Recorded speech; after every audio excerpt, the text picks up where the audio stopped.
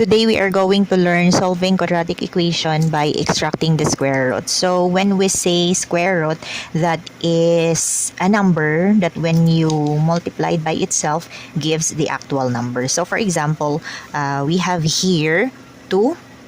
2 is the square root of our number 4, and we can express it as square root of 4 is equals to 2, which means 2 is multiplied by 2 and it will result to 4. So that would be 2 times 2 is equals to 4.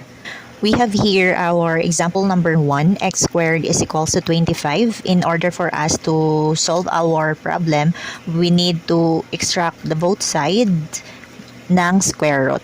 So we have here square root of x squared is equals to square root of 25.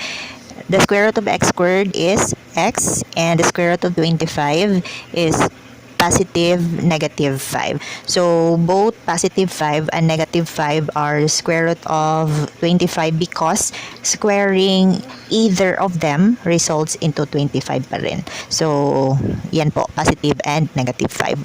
For us to check if tama yung answer natin, so copy natin yung given x squared is equal to 25.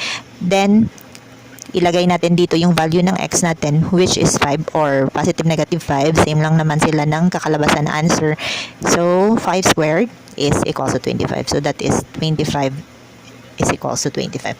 Example number 2, x squared is equals to 121. Again, we need to extract square root sa both sides. Square root of x squared is equals to square root of 121. Then x, square root of x squared is x is equals to square root of 121 is positive or negative 11.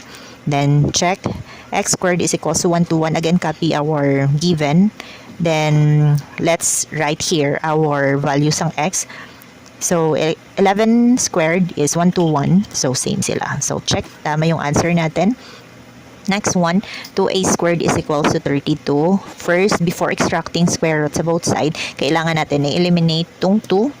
So, mag-divide tayo dito ng 2. Then, also sa kabilang side. Then, eliminated na yung 2. Ang natitira na lang ay a squared is equals to 16 kasi 32 divided by 2 is 16.